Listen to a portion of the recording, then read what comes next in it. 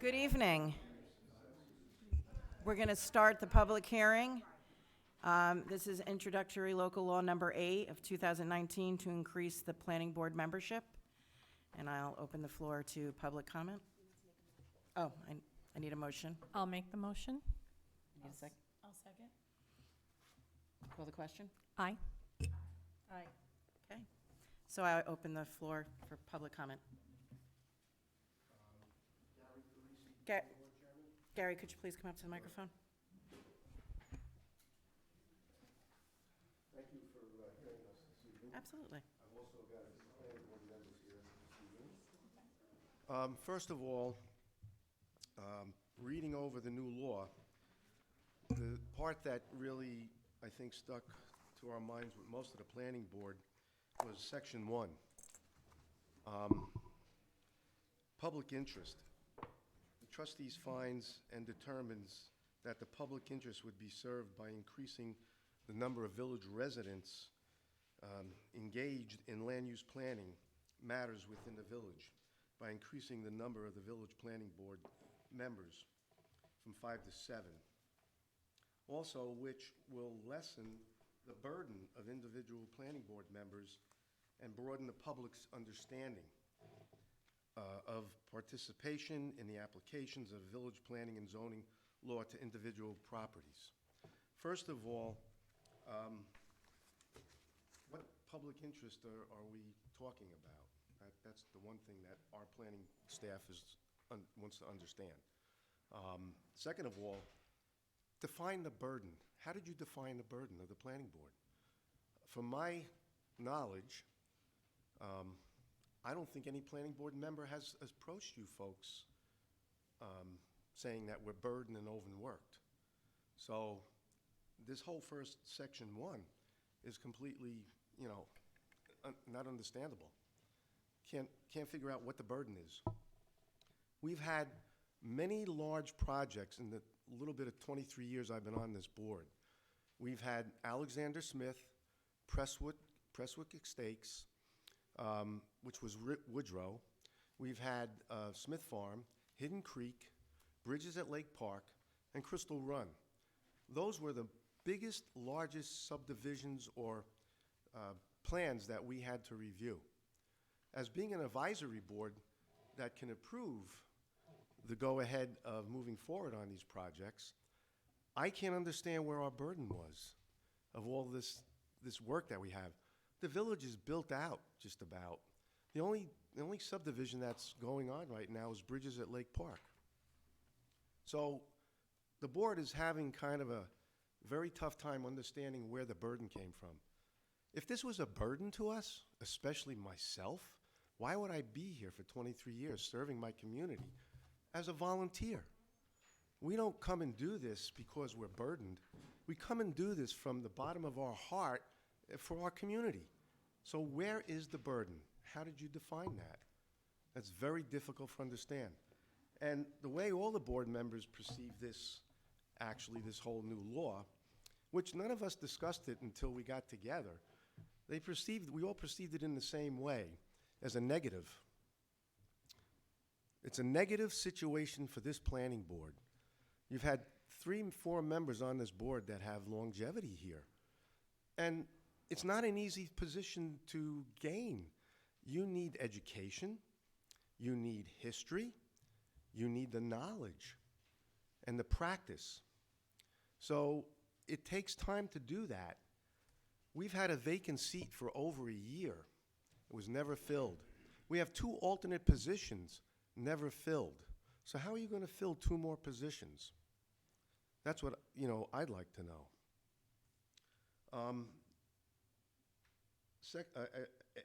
Part A, I can't understand what Part A really is. Are you saying that once my term is up, let's say this past January it was up, that I'm allowed to stay on to this planning board until the new year, April 1st, and then you're going to get rid of myself? How does this work? It just doesn't explain it. It's not written clear enough. So when our term is up, we go for reappointment. And basically, this doesn't really cover that, I don't think. So maybe you folks can interpret that, what this really means to the law. So there's a few things here that I wrote a letter from the board back in October 23rd, 2008, when this law was just thrown out there. It would have been kinder if maybe somebody approached the board or myself as the chairman and said, hey, look, maybe we need to increase the size of the board. Maybe you're overworked. Maybe you have too much to do. Maybe. We would have given you feedback before you needed to do this law. So I haven't heard from anybody since October 23rd or any written response to my October 23rd letter. Silent. And I think we made it clear that, you know, perfectly honest, there is no workload for this planning board. The planning board does not vote saying that we don't like this project or we don't like this or we don't want this. That's not our job. Our job as planning boards within Orange County is to make sure that the applicant does the proper job on their plans, whether it's the subdivision or whether it's a special use permit. What we need to do is we need to make sure that, number one, they follow municipal code. They follow zoning code, the laws, and most of all, seeker. Our job as an advisory board is to make sure that the laws are followed. Can we do this faster? Sorry. It's not up to this planning board to speed it up. It's up to the applicant's consultants, the engineers to take care of the technical issues, the attorneys to take care of easements or any law that needs to be looked at and interpreted.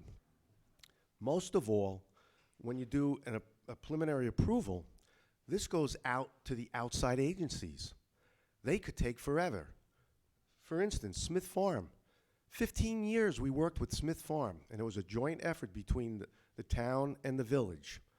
We became lead agency because most of the impacts were in the village. Water, municipal hookups for the water, traffic. So we became lead agency. So basically, we couldn't speed this up. 15 years this took. Once we did preliminary approval, I think it was back in 2008 or 9, I can't remember, we sent it off to the outside agencies. And at that time, the government was cutting back on people. So it took time for the DEC, even for Orange County Health Department, to look this over. The applicant had to come in front of us every 6 months and give us an update and ask for an extension. So I don't understand how adding 2 more board members is going to speed the process. There's no clock set unless the public hearing is closed. Then you have a 60-day period to either move on the project or for the applicant to ask for extensions. So some of this is out of everybody's hands, especially when you go to the outside agencies. So this evening, I just want to know from the board, you know, why was this law written? What burden does the village board have, the planning board have? And our planning board took this in a negative way. We all took it in a negative way. And I thought it was myself, but when we finally got together on this, we all had the same perception of what's going on here. So that's how I feel. And now my members may have other questions to ask, but basically, I just don't agree with the law. If you want to educate the public, the best way to do that is to get to know your government. They need to know what this body of government does. You need to have people come in and do workshops. You need to explain to them how our government works. What's a planning board do? What's a zoning board do? What do you do? What's your responsibility? If people really want to know how their government operates and the logistics of their government, you need to educate them, not the planning board. That's not the planning board's job. Our job is to make sure that the laws are followed to the T and everything done is correctly before we go ahead and make an approval. So if you want to educate the public, my opinion is, number one, you come in and do workshops. You show them what the village board responsibilities are. You branch it off to the planning board, you branch it off to the zoning board, you branch it off to the water department, the police department, all the departments of our government, our structure, and how that structure works, if you want to educate people. Now, the public interest of coming to a planning board meeting, sure, we'd like to have the public interest, but the public only shows up at our planning board meeting when they're irate, when something is going on that they finally understand that there's a public hearing, and they get the card in the mail and they say, whoa, what's going on here? That's where your public comes in here. But they're not really, they're interested in understanding how it's going to affect their property and how it's going to affect them. After the public hearing is over, nobody shows up anymore. They're gone. So if you really want to educate the public, that's your job. And that should be the job of your board, is to educate the public of how our government works. So my opinion is, if you want to make the planning board a better planning board down the road in the future, because I may not be here forever, other members might not be here forever, but you need to get alternates on the board, because then we need to groom them. We need to have them understand what a planning board does, because new members sometimes have the wrong perception of what we really do, what our job is. We have to go to education classes within the county or outside the county, wherever they're held. We do case law. We study case law. So if you want to really get the planning board ready for the future, and myself as an old fogey, when I leave, then you need to bring them in as alternates, and we can groom them into the position. Then the day that I decide, or any other planning board member decides, or you decide that you don't want us anymore, then you have somebody to step in. For someone from the street to come in and take any of these people's position and be proficient and understand what they're doing is not going to happen in a month or two or a year. Many years it takes. So I ask you to please reconsider this. If you want to do something, listen to the planning board. Listen to what our needs are. Not what you want, it's what the planning board needs. We need alternate members. We've had that vacancy for years. Put alternate members on. So I thank you this evening for your time, and I hope you take everything that was discussed in consideration. Thank you. Thanks, Thank you, Gary. Mr. Parisi. Anybody else?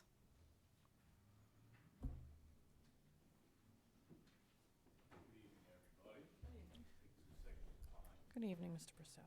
Council, for everybody, I'll just make, I don't really like to say much because Gary's covered a lot of the bases, but to the point of, in section 1, we'll increase and lessen the burden of the individual planning board members. At the end of the day, the way you lessen and increase individual planning board members is by what you're looking to propose currently with changing local zoning laws, what we did while I was mayor. When you have those laws in place, it makes their job easier and the buildings department's job easier to make decisions for the public. If you want public participation, understanding, have the workshops when you're going to do your zoning, when you move forward, when you do your moratorium, and that's when the public gets educated about the process, about the laws, and they have true participation in what they want their village to be. You could have 5 members, 7 members, 10 members, 11 members on the planning board. At the end of the day, as Gary said, they have to go through the same process with your consultants, your engineers. That's a timeline that the planning board can never, ever control. They only control the information as they go forward, and they take direction from legal counsel and so on and so on. So we had alternates when I became mayor. We made an alternate for reasons Gary mentioned. It was to educate them for the future. They had to follow the same amount of meetings to come. They had to participate. It wasn't if they were waiting at home to get a call to fill a vacancy if a board member couldn't make it due to a sickness, vacation, or whatever. That's the reason why we created also to find people to educate them as the process goes. One of the problems was, as I was mayor, it was hard to fill those positions. And some of them misunderstood that those that were on as alternates didn't understand their responsibilities, is that they had to make so many meetings a month. It wasn't as if they weren't just waiting, like I said, in the wings to get a phone call. They were supposed to be here at village planning board meetings, because say somebody did get sick or ill, they were getting educated as the process was going, and they were getting the information fed to them, so if they had to step in, they could step in right away and keep that project moving. That's why we considered the alternates and made that happen. So if we want to lessen the burden, I know you guys hopefully move forward, you do your moratorium, look at making amendments to the comprehensive plan, which the board should be doing. That's when you get the public participation in, which will lessen the process, so you can create rules and regulations. So a lot of times, things might not even need to get to the planning board. The buildings department can take care of it, it's done, and move forward. But that's really, in my opinion, and that's why we did what we did, but you could put on 50 people, you're not gonna make it go any faster than the process as it plays out, as a project goes on. But thank you for your time. Just take 2 seconds. I know you have enough going on. Thank you very much. Thanks so much. Mr. So. Is there anybody else?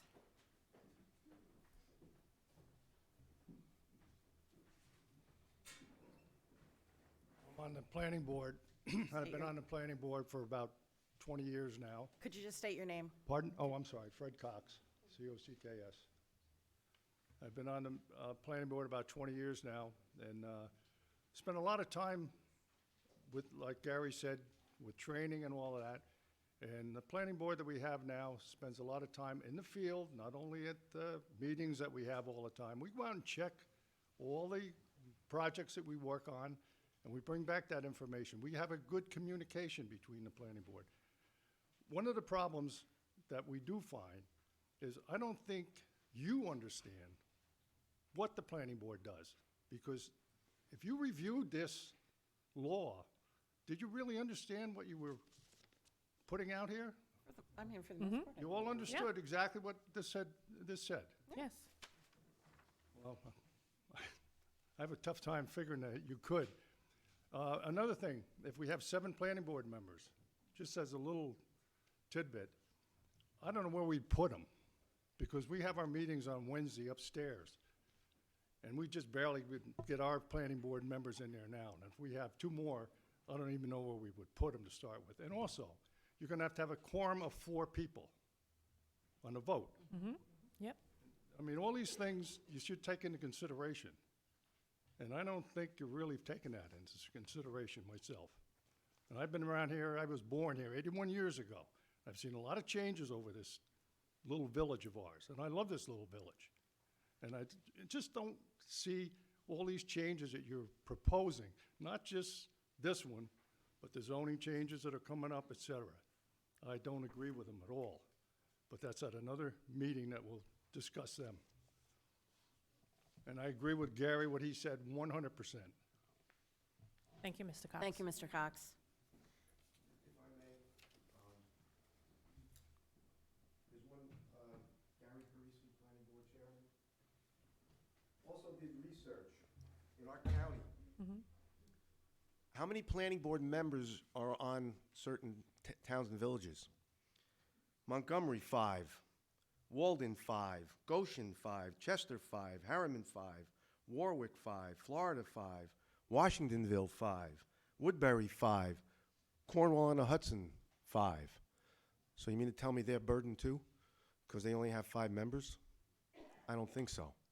So I don't understand how we can justify 7 members. It doesn't make much sense. We've been doing a good job. I go to chairman meetings in this county every year, and I listen to planning boards for a full 5 hours, and I hear all the issues they have. No attendance for the members. They don't show up. There goes your quorum. There goes the meeting. There goes an angry applicant, spent all this money and time and got on the agenda, and boom, they can't hear it. The planning board doesn't have a quorum. This board, I don't think anybody misses a meeting unless it's for a vacation or sick or business. We've had perfect attendance. And as you noticed, you didn't get any attendance list in January from the planning board secretary because everybody was here last year. We only report according to our village code when their absentees go beyond what they're not supposed to be missing. So this year, you didn't get a letter from the planning board saying that this member missed 5 meetings or 4 meetings. Everybody's here all the time. We're dedicated to this village. I would have never come on this board in 1996 if I didn't have my heart here for this village. I want this community to thrive in the proper way, and so do these other members, and that's why we're here. It's in our blood. We love what we do, So I got to go out on a Tuesday, a Wednesday night, and a Monday night. So I got to go in the field, like Fred said, on a Saturday or Sunday and visit sites. And we do site visits together. It's not a burden. It's enjoyment. We love what we do. So I just wanted to make sure that everybody understood how many other villages in this county don't have 7 planning board members. I know the town does, but that's the town. We're not the town, we're the village of Monroe. Thank you. Thank you again, Gary. Thank you. Anybody else before I close the meeting? Oh, please. If you could just state your name for Ann Margaret. Marilyn Carlich. I'm a member of the planning board for the last 5 years. Prior to that, from 1992 to 2004, I was secretary of the planning board, so for 12 years. During that time, we had many projects, at nights with agendas that were very long, but there has never been any complaint that anybody had too much to do. Planning board work is not segregated in that one person works on this part, or one person works on traffic, or one person is working on architectural look. Everybody works together, and you have to follow the code. So no matter what you can't deny a project because you don't like it. If it meets the code, then the people have a right to build whatever it is to build. So it's not an individual's preference of what they want. There's never been any problems. Everybody works together very well. Gary is right in everything that he said. Having alternates is good, but the alternates have to understand that they still have to come to every meeting, even though at that time they can't vote. But an alternate has to be there in order to hear what's going on, so that if it comes to a part where, yes, we need that person, we don't have a quorum, they are able to vote because they have the knowledge of what's been happening on the project. So that would be good, and no problem with that. But to increase it just for the sake of adding 2 people, I don't see that as a benefit. I see it as an extra cost to the village, in fact, rather than a benefit. Okay? So thank you very much. Thank you so much. Thank you. Anybody else? Okay, so I need a motion to close. Oh,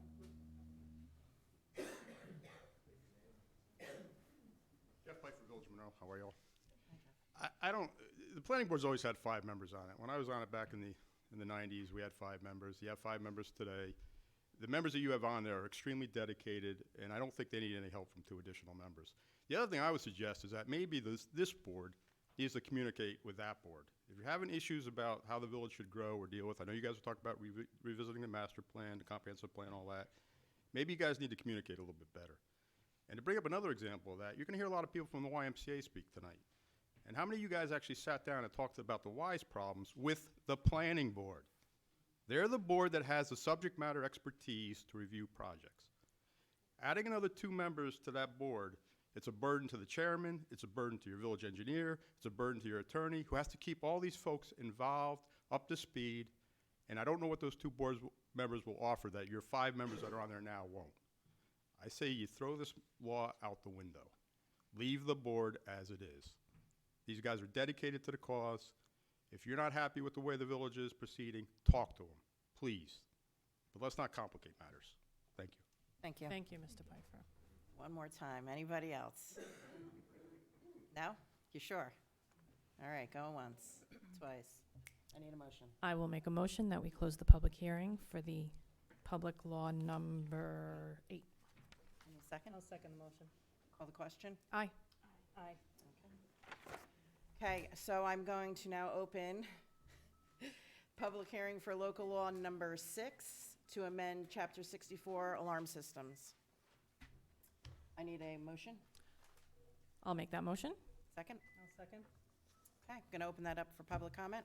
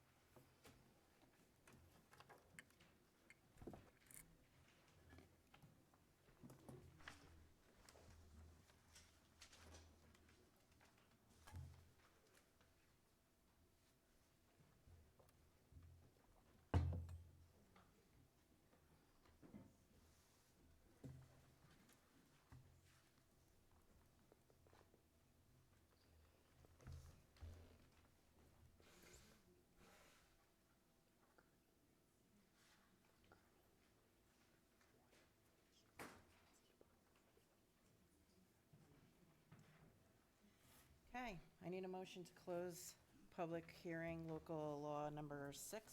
I'll make the motion. I need a second. I'll second. Call the question. Aye. Aye. Okay. I'm now going to open public hearing, introduction local law number 7, amend chapter 1 of the general provision. I need a motion. I'll make that motion. Okay, I'm going to open that up for public comment.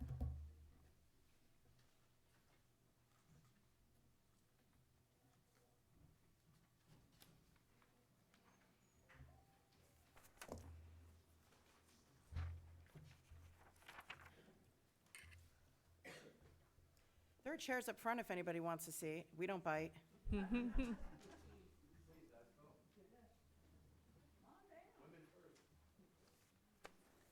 Chief, you want to see? Chief, you want to see on the dais? No, you're good? Okay.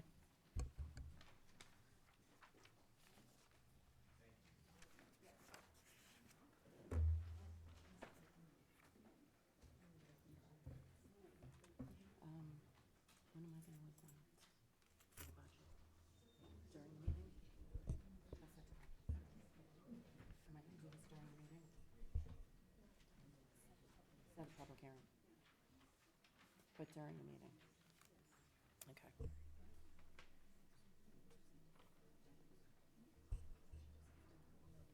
No. You don't have it because I did it before we ran out of second. Because originally we felt to do it on the 6th of All right,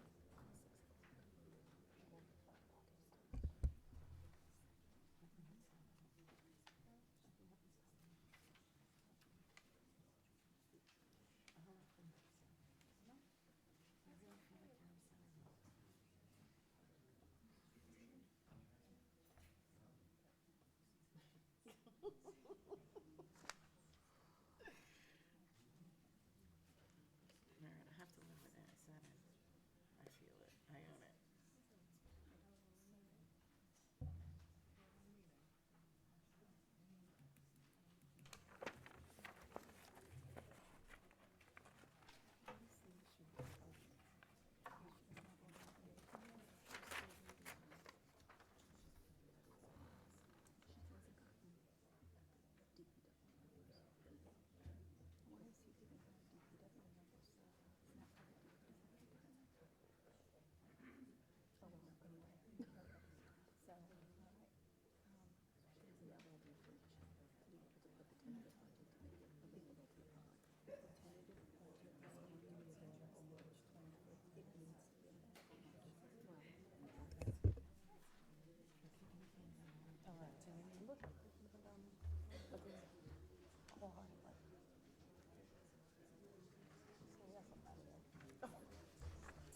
You just said you weren't. I never said that. I never said that.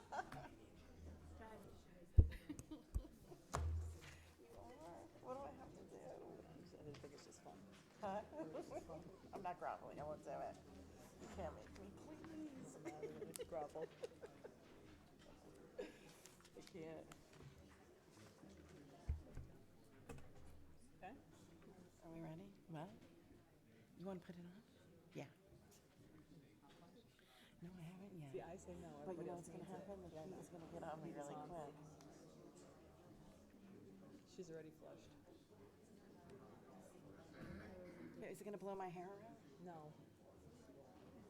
Thank you. Thank you. And the fans are like, they're blowing like it's senior citizen.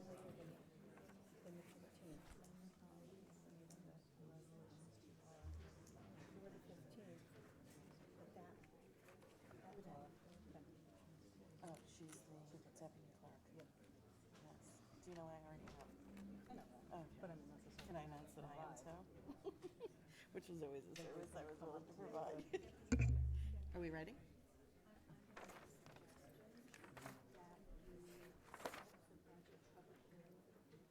Got it.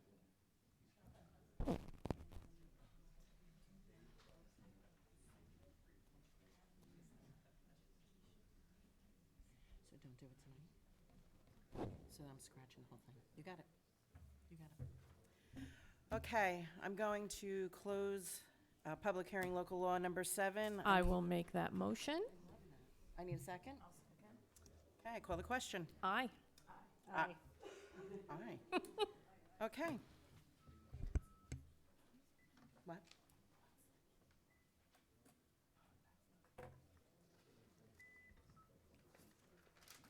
Okay, so we're going to start our second meeting of the month. I'm going to let you know that there's exits in the front, and rear of the building, and if you have to use the windows, God help us all.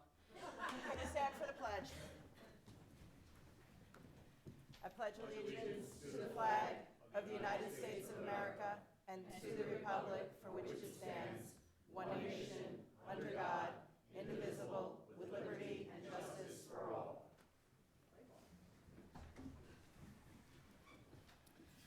All right.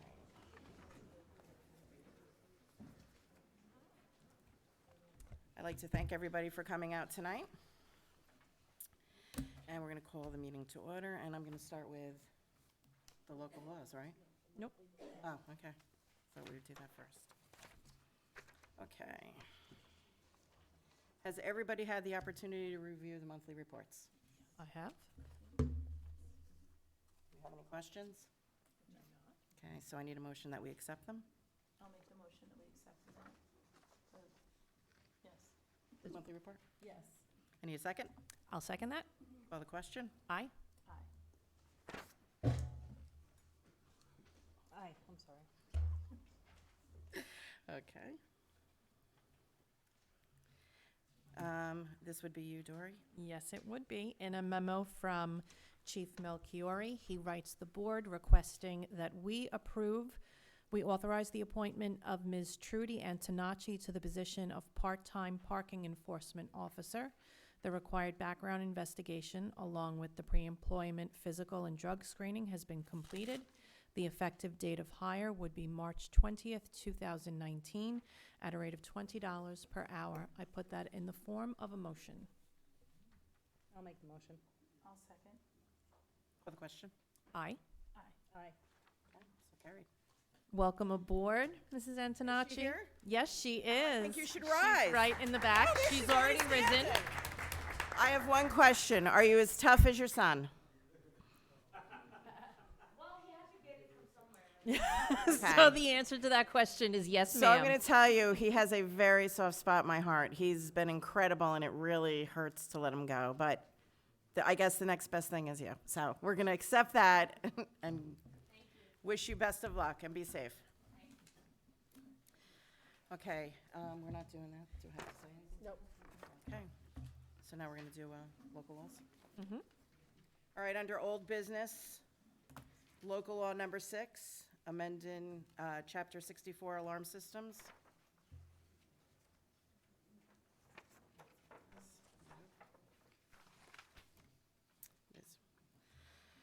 Public hearing was held on Tuesday, March 19th, 2019, to consider a proposed local law entitled Amendment of Chapter 64 Alarm Systems. The village board finds and determines with the proposed local law that the public interest would be served by the modifying of Chapter 64 of the Village Code, which chapter regulates alarm systems within incorporated village.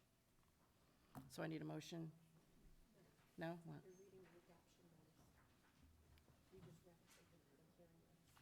Well, where is it? No, that's not it.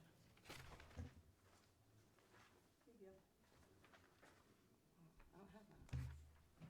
It's not in here. Yeah, it's here.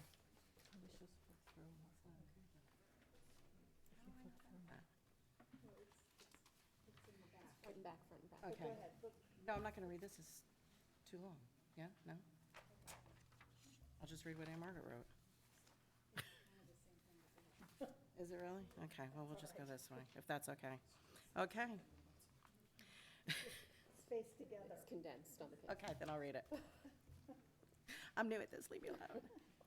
Whereas an introductory law titled Amending Chapter 64 of the Village Code Alarm Systems was introduced before the Board of Trustees on the Village of Monroe on April 26th. No. That's the wrong date. February 19th. Can I correct this as I go? Yeah. Actually, Read what Ann Margaret wrote? but it hasn't been adopted yet. That's the problem with Okay. On February 19th, 2019, Whereas, I'll just leave that out because it hasn't been adopted. A duly published and posted hearing was held and said local law on March 19th, 2019. Whereas public discussion was heard concerning the merits of said local law, and after hearing from all the present wishing to speak and acknowledge that no written comment has been received, the Board of Trustees declared the public hearing closed on March 19th, 2019. And whereas the Board of Trustees determines that it's type 2 action under the State Environmental Quality Review Act, SECRA, requiring no further SECRA action, now therefore be it resolved that the introductory local law titled amending Chapter 64 of the Village Code Alarm Systems of the Village of Monroe, adopted on March 19th, 2019 as local law number 6 of 2019 of the Village of Monroe. So I need a motion to accept that. I'll make the motion. Second, I'll second. call the question. Aye. Aye. Okay. And now we are going to do adoption of local law number 7, amending general provisions. Whereas the introductory local law titled amending Chapter 1 of the Village Code General Provisions was introduced before the Board of Trustees on the Village of Monroe on February 19th, 2019, and adopted on March 19th, 2019, and whereas a duly published and posted hearing was held on said local law on March 19th, 2019, whereas public discussion was heard concerning the merits of said local law, and after hearing from all those present wishing to speak and acknowledge that no written comment has been received, the Board of Trustees declared the public hearing closed on March 19th, 2019.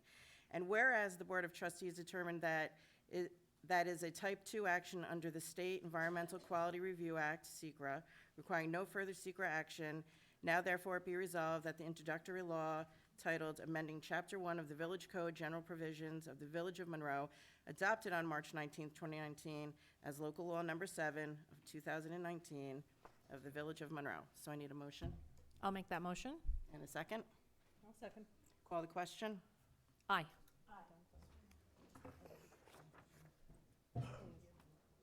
Aye. Okay, so carried. Okay. I'm sorry. Okay, new business, request to travel. New York, who is this for? Planning Board. That's you. Hold on. Which am I reading? For Devin. Planning Board.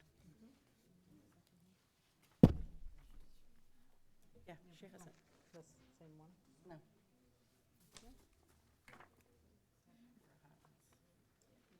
Okay.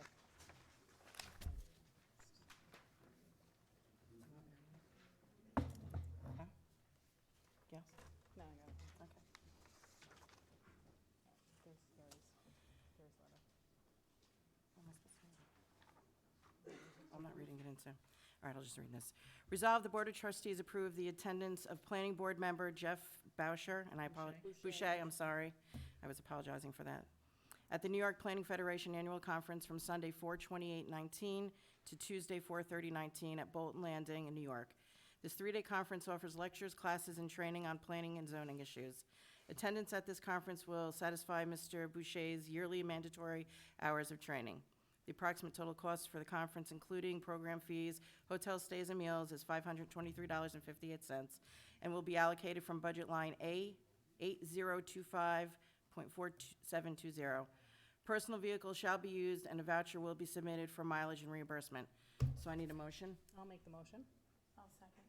Call the question. Aye. Aye. Okay, so carried.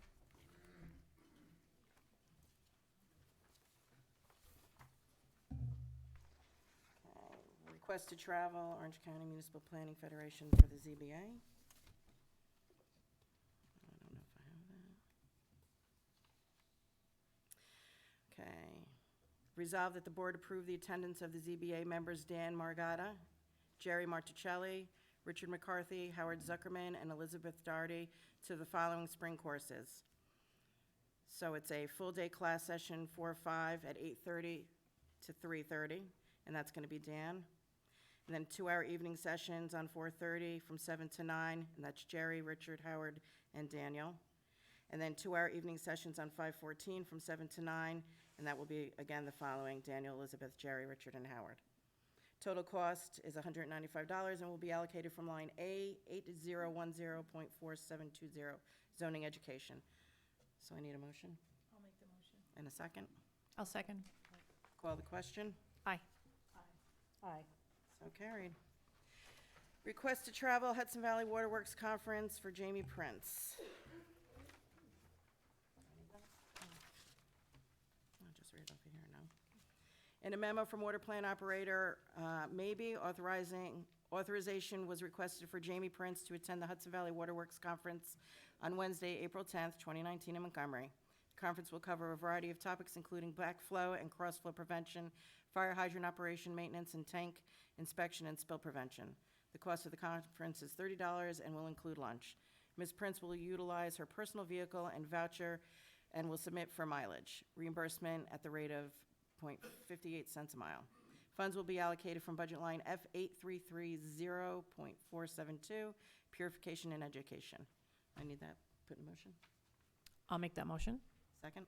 I'll second. Call the question. Aye. Aye. So carried.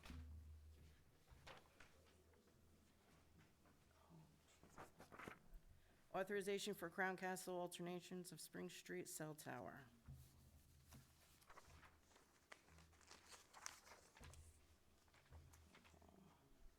The Building Department has received a permit application from Crown Castle for alterations of an existing cell tower located on Bald Hill. As part of the building department requirements, the property owner must consent to the work before the work can begin, and consent to given by the property owner signing off on the permit application. Since Bald Hill is owned by the Village of Monroe, the village board must consent to the work and authorize the mayor to sign the permit application. The description of the project consists of swapping out existing antennas and replacing with new antennas and equipment. I need that put in motion. I'll make that motion. I'll second. Call the question. Aye. Aye. Okay. So carried.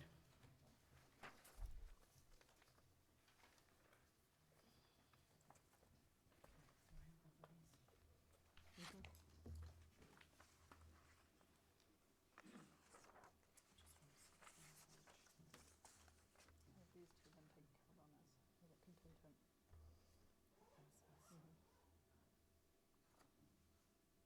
I just didn't know if there was an update since that. You can ask. Okay, so we have an event application for Children's Mental Health Awareness 5K Walk. Has everybody read and reviewed that? I have. Have all the departments signed off on them? I have.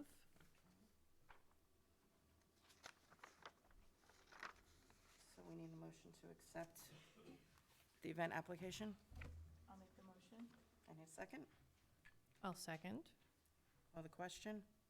Well, do we want to discuss? Oh, yeah, sure. So we have not, just so that I'm certain, we have not received the application fee nor the certificate of insurance yet. That is correct. Okay. And we won't receive, according to this, we won't receive the certificate of insurance until April 1st. April 1st. Do we want to table this So until then- we've received those items? Well, we can accept contingent on Okay, on that's fine. receiving it. Resolution reads that way.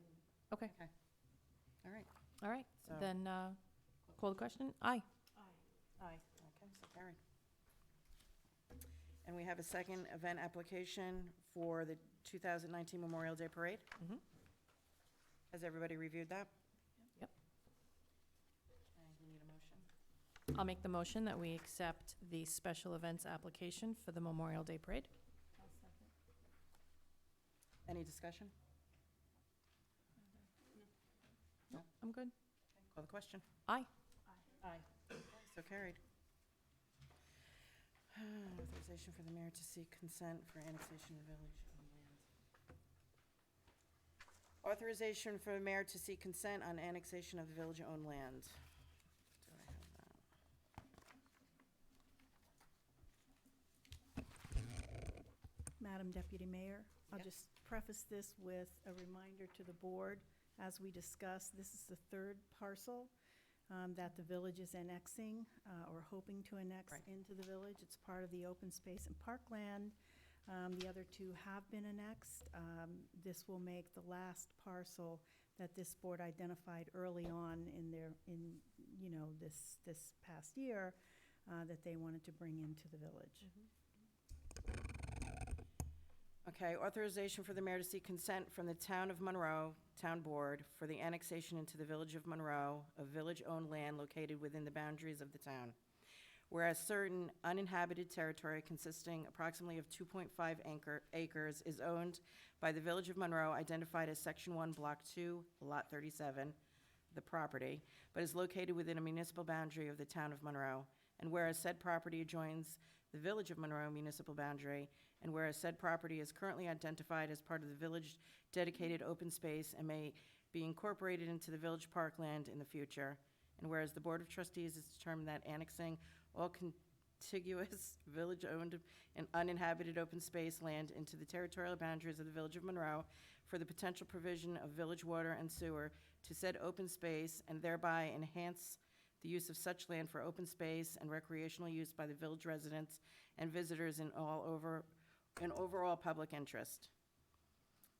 Now therefore, let it be resolved that the Board of Trustees of the Village of Monroe hereby authorize the mayor to seek the town board's consent to annex property identified as Section Block and Lot 1, 2, 37 into the Village of Monroe's territorial boundaries pursuant to General Municipal Law 706. So I need to put that in form of motion. I'll make that motion. I'll second. Call the question? Aye. Aye. So carried. Okay, I have nothing for the mayor's report. To the, what do I have? Oh, I do have actually something, I'm sorry. I want to congratulate Kim on, stop. She's now, we offer a great service, she's now a notary. So, and she took the class and feel free to stop by and get something notarized. Oh, yes, the deputy mayor is also a notary, but don't bother me, I'm very busy. Do the trustees have anything? I do not have anything this week. Nothing? I do. Over the weekend, some of us went to the Monroe Fire District dinner, which was really a whole lot of fun, and they hold a special place in my heart, so it was a great time. Thank you. Thanks, Deb. Attorney's report. I don't have anything to report, but I would ask for a very brief executive session to update you all on the pending litigation. All right, public comment. Yes, Mr. Carl. Please come up to the microphone.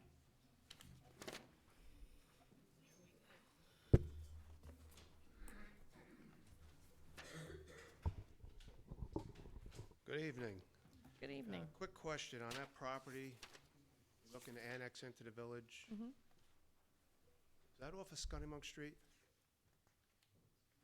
How will that blend with the petition that's already been filed for the village of Seven Springs? The village board is not considering the petition at this point in time. That's before the town board. That's correct. That's part of their proposed village includes that parcel. That is not something that this village board is going to comment on. Okay. But I can't say I'm correct in that, can I? You can certainly look at the map. I came here a few minutes late tonight, I apologize, but as far as the planning board, leave it at 5 members. Most of these people have full-time jobs, and to go from 5 to 7 opinions is gonna take the meetings that much longer. Leave it at 5 where it belongs. We had an AARB board here at one time, and I know during the campaign trail last year, there was comments made that that was going to be reinstated, and I haven't seen or heard anything about that. So that's that. Regarding the videos that are being televised or videoed for these meetings, where are they being stored so that the public can view them? Just yesterday, we we have somebody creating our social media as well as our YouTube account. All of the videos that have been recorded for the past several months should begin getting uploaded this week. Okay, very Okay.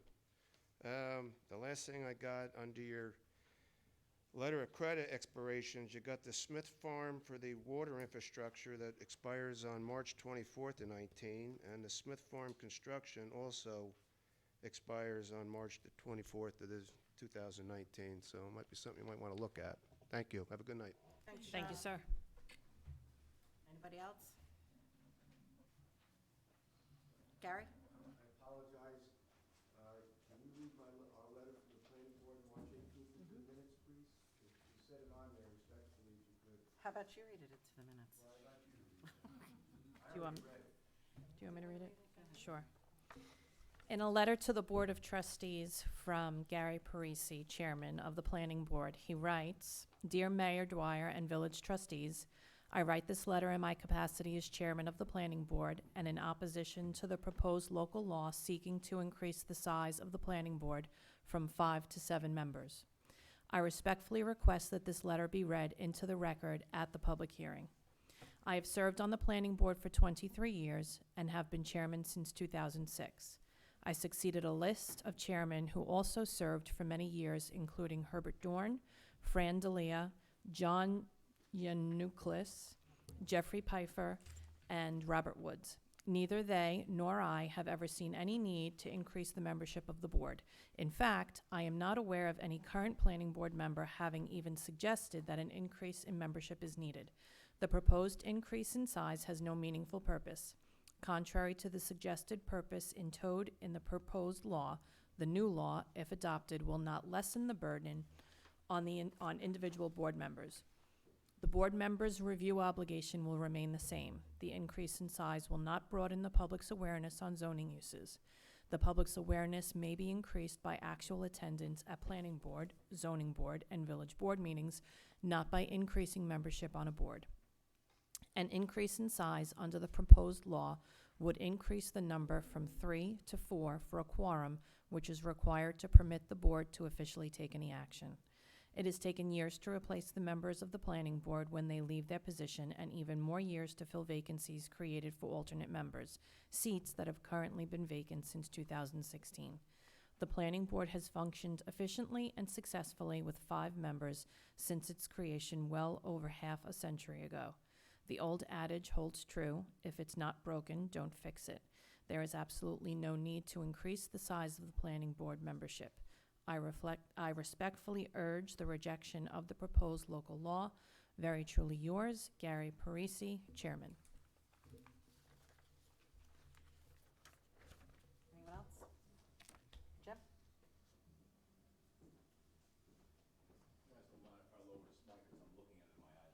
Go right ahead. Go ahead. I apologize for not stating my name earlier when I spoke public comment. James Purcell, village resident, former mayor of the Village of Monroe. Again, to speak quickly, or briefly. This is going to pertain to statements about the YMCA. I'm here to clear the air and let the board know what has transpired while I was mayor over the time and the information that was provided to the board during my tenure. Believe it or not, the process started back in 2010 before the Y even opened, in discussions with the town of Monroe and the Village of Monroe about potential second egress coming out of the property. At that time, that was Supervisor Leonard, who reached out to me, knowing that the Y was in the process of getting closer to, hopefully, the approvals of the Village Planning Board and having its opening day. The former supervisor recognized the potential issue due to the egress that was being proposed during that time. And she had suggested that maybe the village could work together with the town and coming across Gilbert Street Extension and going out through their property that they own, which is not parkland. Everybody calls it O&R Park, but it's actually not parkland. It's land that's owned by the town of Monroe. In August of 2010, the Village of Monroe Board had discussions about the Gilbert Street Extension. The reason for this was to see the village, if the village had still owned the property. We were not sure if the village even still owned the paper roadway at the time. Also discussed were concerns of the Heritage Trail crossing, and for the village attorney to research to see if there was any liens, easements, and if we still own the rights to Gilbert Street Extension.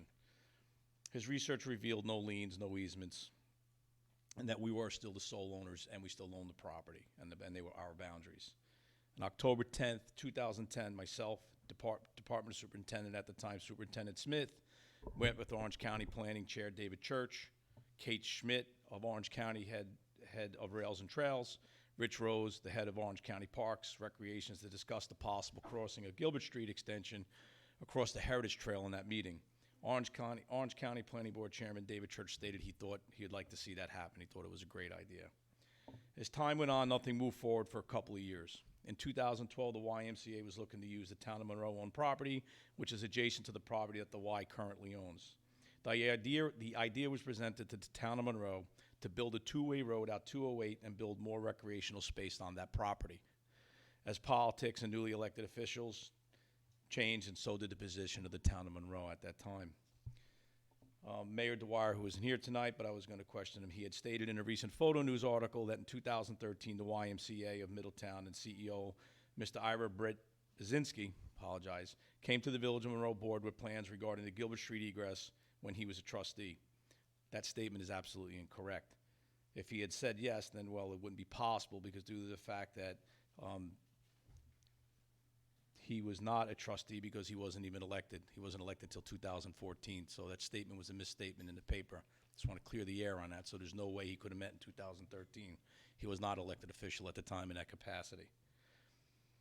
In October 2014, at a village board meeting, I responded to a question from a constituent about Mr. Dole's statement at the Town of Monroe board meeting about the Village of Monroe involvement with the Town of Monroe O&R property. I responded that the Village of Monroe is not involved with the Town of Monroe with its O&R property. The YMCA is a tenant of the building which lies in the Village of Monroe. The Y is looking to expand its operation and will be coming forward to the Village of Monroe Planning Board. We are looking to help them in any legal way we can at no cost to the Village of Monroe. There's been discussions about a roadway, driveway, etc. There are many entities involved, Orange County government agencies, New York State, DOT, and Village of Monroe agencies. There are legal issues that the Village of Monroe attorney is reviewing. At the end of the day, the Village of Monroe can help in any situation at no cost to the taxpayer and keep a viable business in the community. It's a great idea. We were talking to all the entities involved about the road. We owned that. It collapsed at the time, and we still own the right-of-way. That was during the village board meeting. In May of 2015, myself, Trustee Dwyer, at the time, Chief Melchiori, Department Superintendent Smith, met with the YMCA, with CEO Ira Bransky, his staff, and the engineers working for the YMCA to discuss Gilbert Street crossing over the Heritage Trail and update New York State DOT status. Trustee Dwyer and Chief Melchiori came to the location via the electric cart from the Monroe Barracks station to the YMCA at Heritage Trail because Trustee Dwyer wanted to see the amount of pedestrian traffic that was going on currently at the day we were having the meeting and ask questions and update status of where things were going. In June of 2015, I met with Orange County legislatures, Orange County Parks and Recs, Orange County Attorney, Orange County DPW Superintendent, Orange County Rails and Trails, Orange County Planning at the time, Monroe Orange County Representative Myrna Kebnitz, and the YMCA CEO, staff, and YMCA engineers to discuss the extension Gilbert Street crossing over the Heritage Trail. For the Y to cross the trail, there would have to be a resolution from Orange County legislators, so that was another step in the process that would have had to happen to even move forward. In July of 2015, in executive session here at the Village of Monroe, I brought the board up to speed on the progress in the meeting in June 2015 with Orange County government agencies, legislators, YMCA staff, engineers, and so on. Also present in the executive session was CEO Ira Brzezinski, I apologize again, Ross Maselli, their engineer, so the board, if they had any questions about the crossing of the trail, they could do so at the time. And there was also the reason why we had executive session was a public because there were some legal questions that needed to be asked between the attorney and the village board about some kind of a contract or whatever we were going to do if we were to move forward with the trail. On September 3rd, 2015, the Orange County legislators voted and approved the crossing of the Heritage Trail. I had put a copy, I had requested to have a copy put into the trustees' boxes so they could read it and understand where we were. And if I have a moment, could I please read some of the comments from the Orange County legislators on the passing of the legislation? Thank you, Irene. Appreciate it. So, on September 3rd, 2015, the Orange County legislators unanimously passed the crossing of the Heritage Trail. I'll make these brief. Coming from Legislator Bonelli, she echoed what many legislators already said, but she wanted to state that all often we do not have the opportunity to get involved with positive things that are public-private partnerships, and that's what this is. This is a collaborative effort between the private sector, the Village of Monroe, and the Orange County to be able to not only provide for the enhancement of the quality, but the safety issues. As she stated in committee, for those who have not been in that, they are and is in the area can be extremely dangerous. She has seen it and also has seen some near accidents, and she's talking about the existing egress that's coming off 208. That's to clear the record. This started with 2 legislatures of the Monroe area, and as well she was contacted. It was not only a bipartisan effort, it was a tripartisan effort to get them to where they can be today. She thanked her colleagues Myrna Kemitz and Michael Amel for spearheading this whole thing along with the people of Monroe. She encouraged all of her colleagues to vote positively on this. From Chairman Brescia, he stated, Ms. Spinelli took the words right out of my mouth. He wanted to thank some of the people who also wanted to thank Damian Brady for the county attorney's office and the due diligence on the matter along with Mayor Purcell myself. For Mr. Berkman, I'm just going to cut down to the most important because he was pretty long-winded on his statement. Mr. Berkman said he had concerns that there is adequate safety, and he hoped that the planning board looks into this. Again, the planning board is going to make the final decision on what comes to them, and they will hopefully get the information provided to you on a need-to-be basis when you need it. He had hoped that it would be barricaded and visible enough that accidents would be less likely to happen. He wanted to thank attorney Mr. Brady for listening to the suggestions he made in committee, which strengthened the language, which said that if the Village of Monroe attempted to connect 2 dead ends, it would violate the easement that are being granted today. Meaning if the Village of Monroe, for whatever reason, another tenant went in there down the road, if the YMCA happened to leave after this all went forward, and they try to make it a through road, it would violate the crossing and it would be shut down immediately. So they were doing the due diligence on the legal side to make sure that down the road, 20 years later, another tenant didn't try to bamboozle somebody and get it through the village planning board.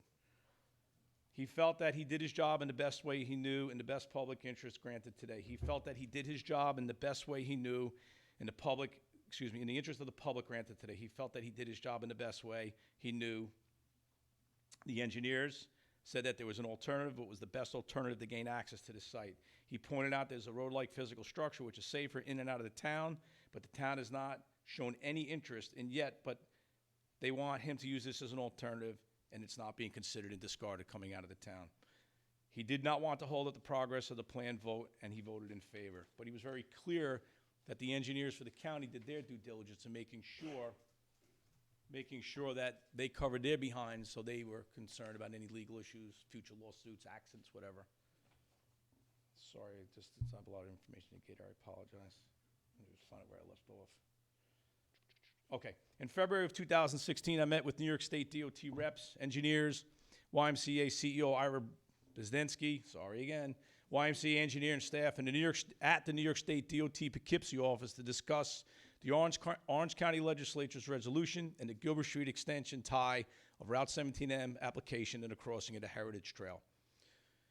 Because without the crossing of the Heritage Trails, again, the project's dead on arrival. So now the next step was to get the state involved. In June 21st, 2016, I had the YMCA come to executive session to discuss the progress of Gilbert Street extension and the status of the New York State DOT application and the cost of the project.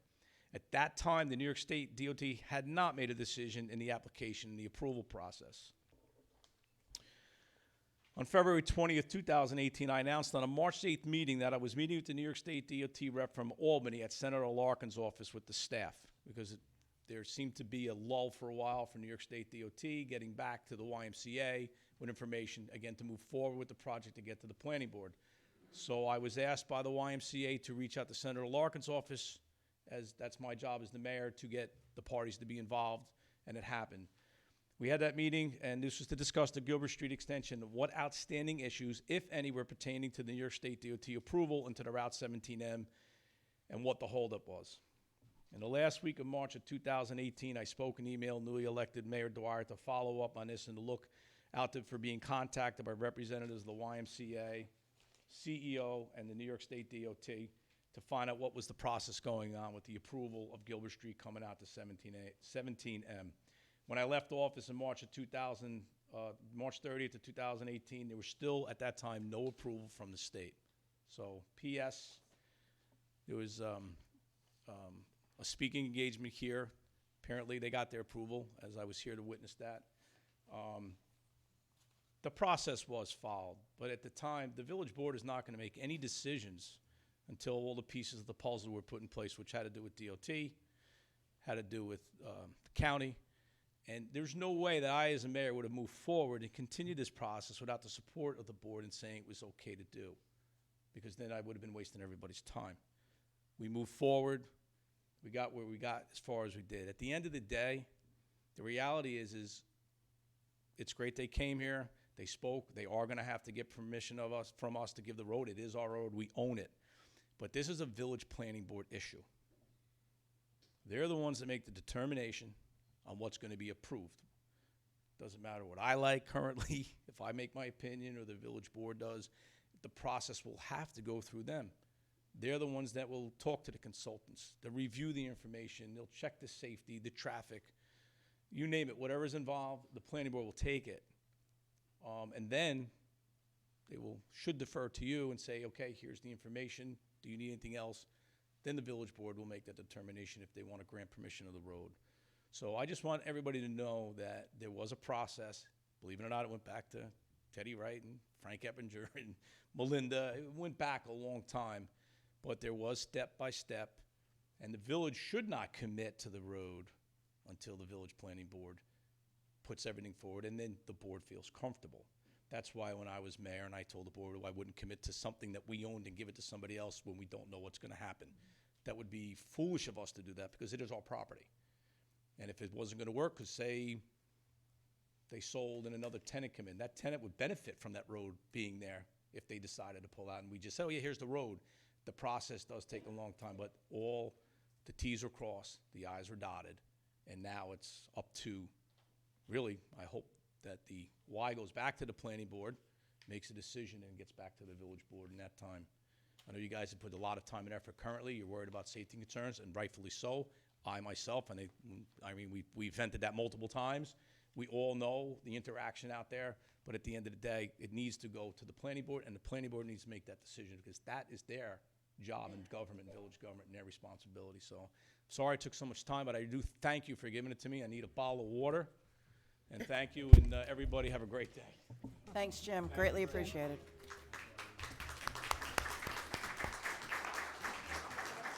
Pretty strong. Anybody else? Thank you, Deputy Mayor. My name is Thomas Ollie. I'm a member of the board of the Middletown YMCA, and I want to thank former Mayor Purcell for putting the chronology into the record. But there's a couple of things that I would like to point out that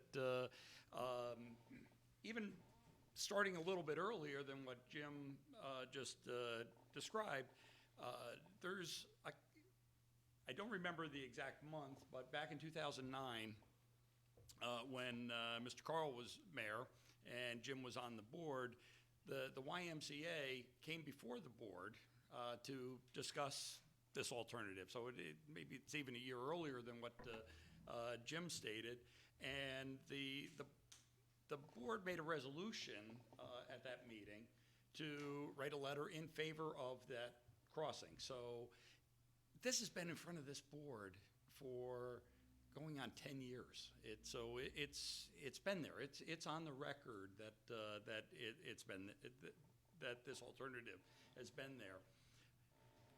Leading up to that, in April of 2009, 5 different alternatives were prepared and presented to the planning board. One of them was the Gilbert Street extension crossing. Another one was an access through the O&R property owned by the town. Another one was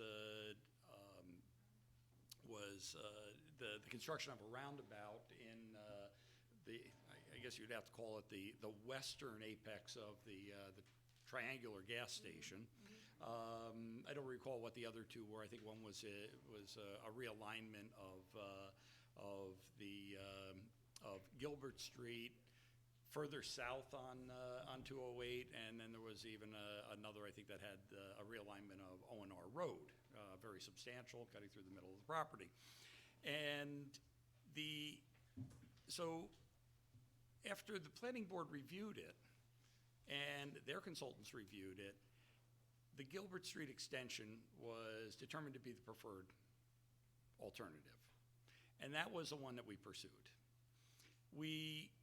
Along the way, we did converse with the town officials, as Mr. Purcell stated, on 2 different occasions. One with Supervisor Leonard, and again, and when I say occasions, it wasn't just a single instance of, but a period of conversations back and forth between the officials. And so the second occasion was when Supervisor Dole was in office. And when those plans did not look like they were going to come to fruition at all, then we wound up coming back to the Gilbert Street extension. And then last year, the mayor told us to go and talk to the town. Directly told us, go and talk to the town, and we did that. And they came back with an offer that just would not satisfy. You can ask Mr., I don't want to put Mr. Parisi on the spot, but we did have an informal conversation with the planning board's council, and 5 years was not going to cut it. 10 years wouldn't cut it.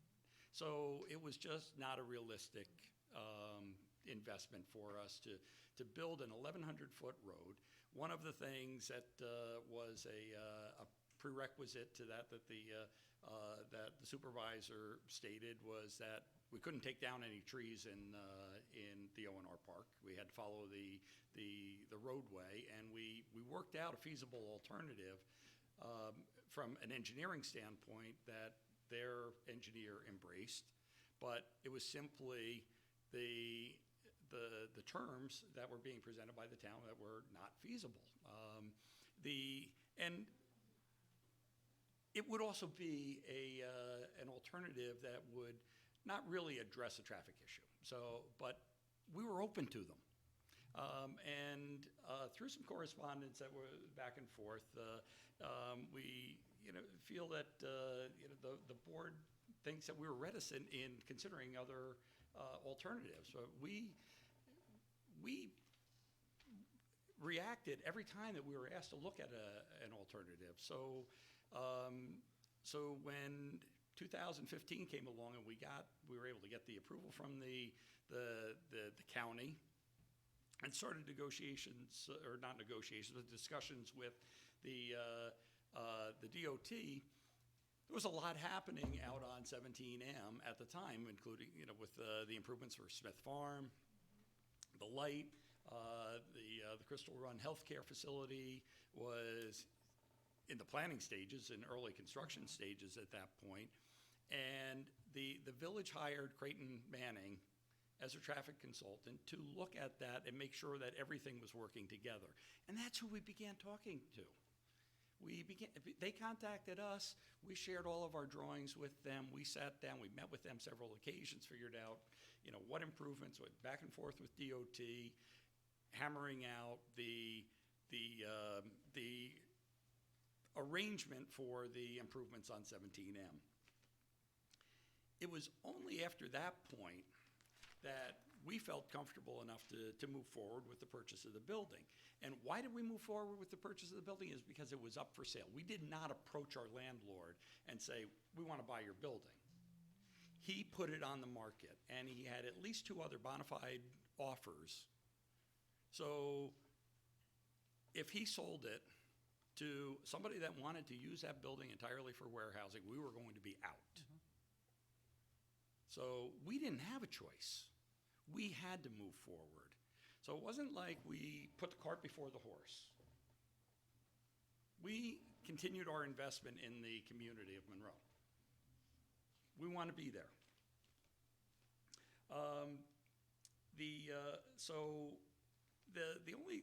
The one thing that really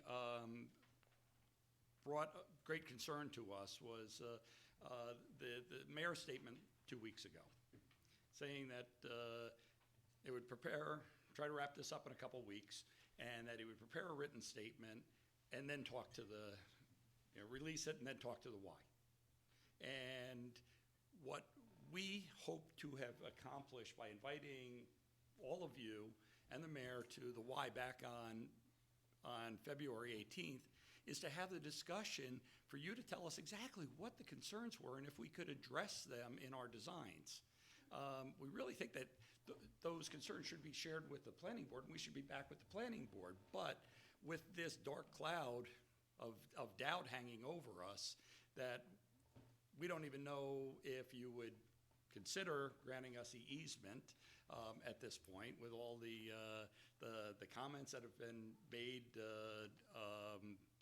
by the mayor, whether it's in the paper or here at the meetings, that puts a big cloud of doubt, that we can't even go back to the planning board and say, hey, here's our DOT approval, Mr. Chairman, here's our agreement with the county, here are all of the measures that we designed in based on your previous comments about the safety and the cut-through, and we can't go back there yet. So we're caught in the middle. We're in a catch-22, and we're terrified that this board is going to release a statement, it'll be a fait accompli, that there won't be room for discussions. Right. So I thank you. I know that there's more of your constituents that want to voice their opinions tonight or pose some questions, and I'll Thank you.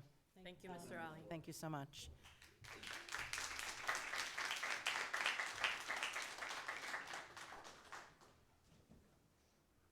Come on up. If you could just state your name for Ann Margaret, please. I'm Vince LaSalle. I'd like to make a statement. I'm a village resident for 30 years. I voted for members on this board. Sometimes when you take a job like you have to make a decision. And you have to be a leader in deciding. And sometimes it's controversial, but you have to look at the community. And I'll be very brief.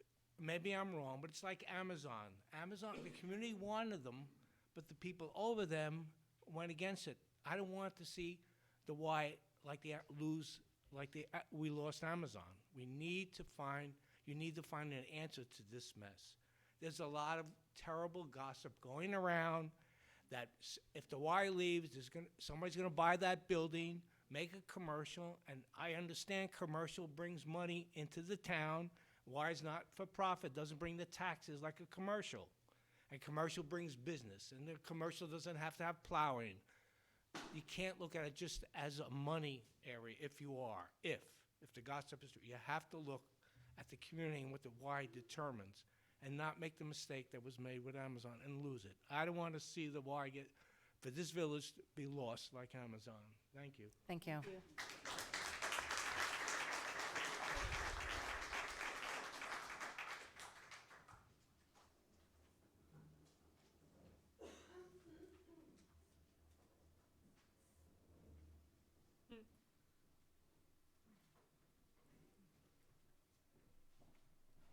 Hi, You can move down. short people. Hi, my name is Anita Reich. I'm also a village resident. I'm also first started out as a member of the Y and now on staff with the Y, like a lot of other people that are sitting behind me.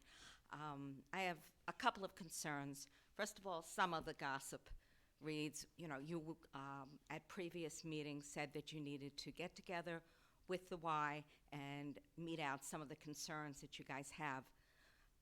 As a village resident, I'd like to know when that's going to happen, what your final date is, when all of this is going to happen, whether it's going to be before the planning board meets, whether it's going to be something that you could then provide additional input, and that's important.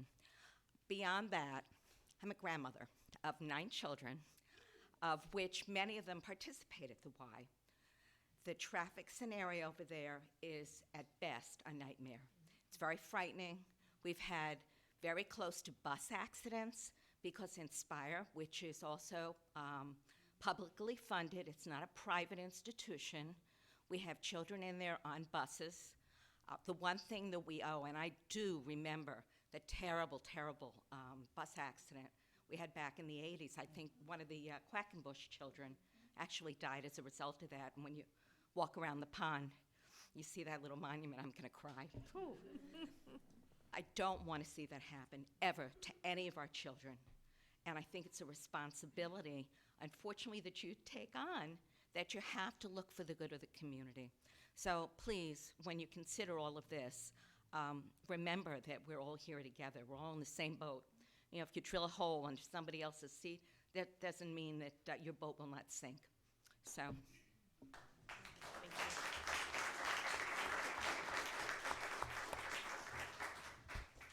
So I'm just going to start exactly where you left off, which is exactly what every one of these people are doing.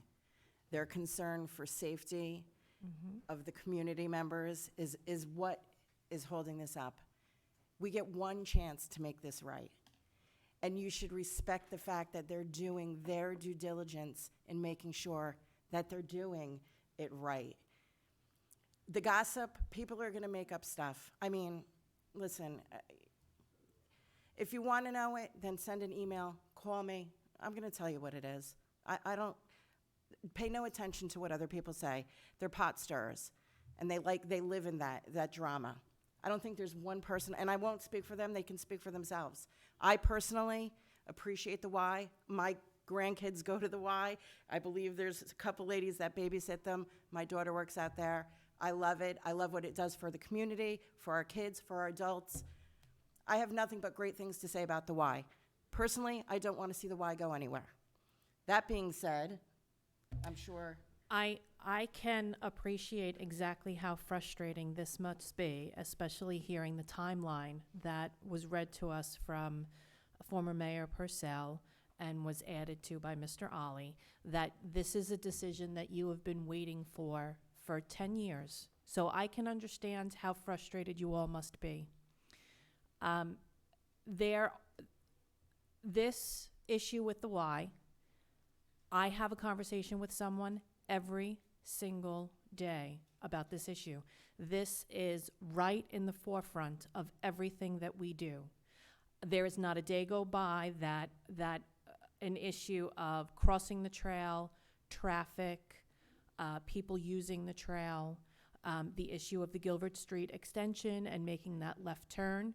This encompasses almost every conversation that I have with people. And I am listening to everything that they say. I would love to be able to tell you that this is an easy decision, but this is probably one of the toughest decisions that I personally have been asked to make, because I know that it is the decision one way or the other is going to impact a lot of people's lives. And just like what Deputy Mayor Conklin said, we only get one chance to do this right. I want you to understand that we are exhausting every possible resource at our disposal to be able to make the best decision. We were very impressed with everything that we learned about the Y when we visited it in February. I have no desire to see the Y go anywhere. It is a wonderful asset to Monroe. So we are doing our very best at being able to make this decision. So I have a few things I'd like to say.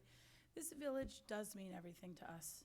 You know, when we're talking about the bus accident, I've been here since I'm 2. One of the reasons I ran was because I didn't want to see my village fall apart, right? I wanted a place that I could be proud of and that my kids could be proud of, because I'm not going anywhere. Things have changed. In 10 years from that report, traffic has changed, building has changed. We hadn't seen maps till about a month ago, 5 maps that are showing us all different alternatives that maybe would have been better in my opinion. We just saw them with the roundabout and going out the townway. And, you know, I do think there does need to be a sit-down with our planning board. I agree with that also. It's not something we take lightly. The gossip, it's really disheartening to me when I hear things like the village board is a sellout and we're making deals with people. We hear the gossip, and that's what it is. And I can tell you right now, I would never sell my soul. This village means everything to me. And it really, really makes me sad when I hear this.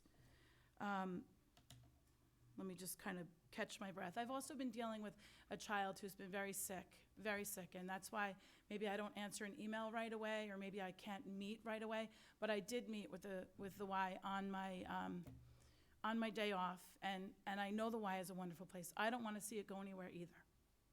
But we do have to take everything into consideration. Yes, there are things that have been approved that then we hear about. Why was this approved? I'm not going to name the list of things, but we hear about it, and we want to make sure we do the right thing.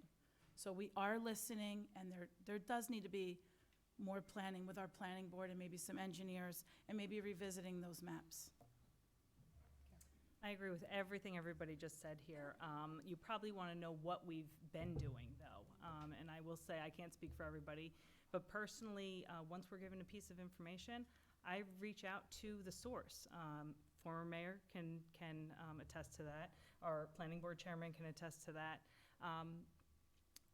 That being said, Ross, you and I had an email exchange, and I said, regardless what I think, which I will say, the first time I ever heard that taking the Y off of, making them a rateable now and putting them back on the tax, that was the first time I had heard that rumor. So where's Anita? She brought that one up. But that's another one to add to the list of rumors that are circulating, including the one where we're selling out. That is not the case. I can't stress enough how important having the Y is here in the village. And really the holdup is making sure we explore every option to make sure this is a safe investment in the community, because as Trustee Berenger said, and Trustee Conklin, we do this once. That's the only shot we have at this. I would like to open it up. Chairman Parisi was very valuable resource in when I spoke with him, and did state this is something that the planning board needs to address, as well as our engineers. So I, encourage that, and that's something that I will approach the board about, so that we are doing our due diligence. And we encourage you all to reach out to us if there are questions, or if you have any hesitation of why we may be doing something. We'd rather squelch the rumors, but I understand how things work. There are things that we're hearing on our end as well. You guys have all been great. Your patience is, I really admire that, the timeline, and thank you, Jim Purcell, for giving us that timeline tonight as far as what went through, and Tom for clarifying a few things that I had questions on. I would love to give you a timeline and say when this is going to be answered, but as you know, we cannot meet as a board to discuss anything, without it being A workshop. Right. So that's something I think that we need to address here, is what our next steps are. And you're right, give you a timeline as far as when you'll have an answer, because I understand this is holding things up for you, and that's not our intention. It's not our intention at all. So I thank you all, and thank you all for coming. And I just want to touch one more thing. And I don't know how you got Gilbert Street onto 208 ramp as a entrance and an exit, but somebody didn't obviously do their due diligence when that happened. And that is exactly what we are not going to let happen again. I drive a bus there every day, all day, and I can tell you, I've seen accident after accident just avoided by nanoseconds. It's incredible. I literally drive and I'm like, oh God, it's gonna happen. And by the grace of God, it hasn't, but it was a horrible solution. So that's not gonna happen again, so. Yeah, go ahead. The egress you're talking about, actually, the village board, and the village planning board at the time was doing a due diligence. It was the state of New York that would not let a village planning board, and we talked about the 5 maps. Those represented at the time, the state of New York would not let the Y use that 17M entrance. So that's unfortunately how the village got stuck with a crappy egress, and it's kind of, appreciate though you mentioned that. Yeah, we did not mention that, you're right, and that was made evident by both of you. It wasn't the planning board's decision, it was the state's decision. But again, my point, the state. So I appreciate that the state has made an effort and they're saying that this is gonna be the solution to the problem. But But- that's the intention by the state was looking at the paper road at the same time. And why came to us initially the first time? And then they said, this is phase 1, and then we're gonna have phase 2 for the pool. That's when we said, well, we better get another ingress and egress. Right. The planning board we can do things to make this right. That's all I'm gonna say. We can do things to make this, that's our job. And I don't think that we're in disagreement. I think we all want to make it right. We want it to come in front of us. It needs to come in front of the planning board. Publicly aware of what the planning board does, will this be open for us to? You Your final decision, will that be a public? What effect is this proposed moratorium gonna do to this project? well, that I'm not at liberty to discuss right now. Very important question. Absolutely it is, Mr. Cox. You're not gonna make your decision, the longer you don't go off on the decision, you're gonna pass a law now, and put a moratorium on? How is that gonna be handled? Can you explain that moratorium? Yes, please do. Elise? There will be a public hearing on the moratorium, Let them explain it to you. and I would suggest that any issues that might come up with a moratorium be directed to the board when they're at that point.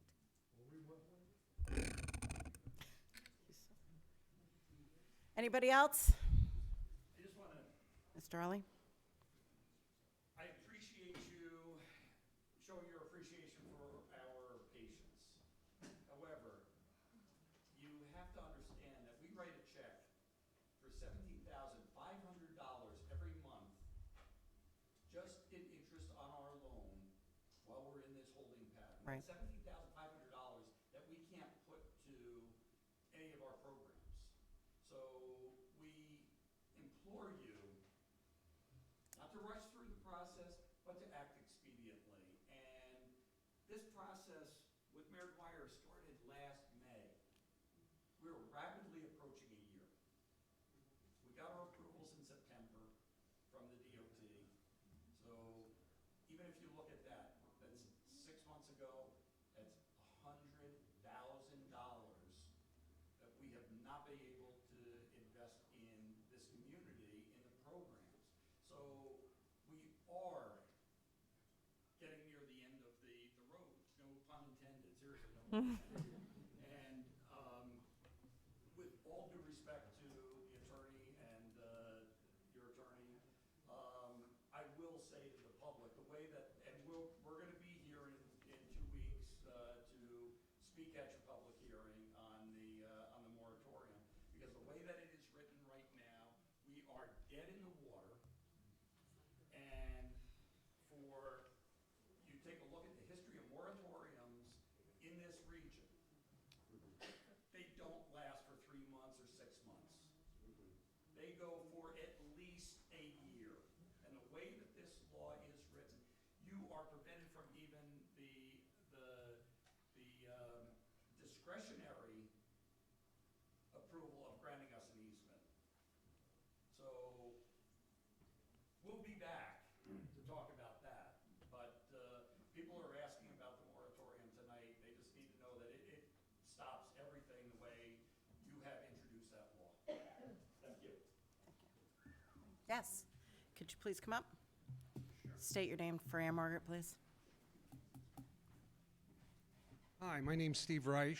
I'm a resident of the village. I heard something tonight that really disappointed me.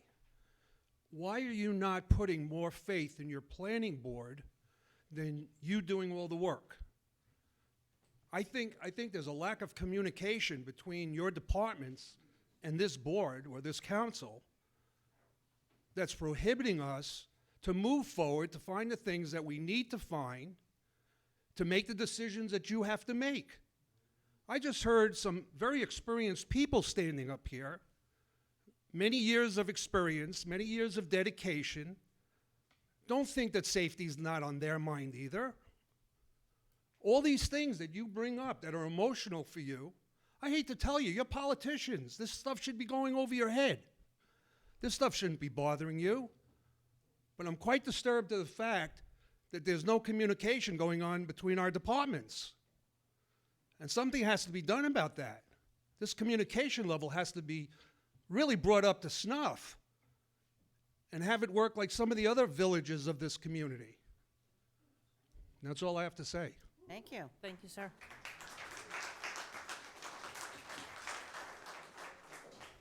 Anybody else?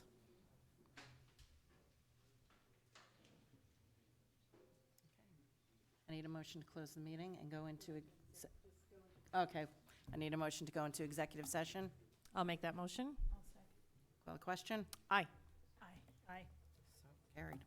Thank you, everybody. Have a safe trip home. Good night.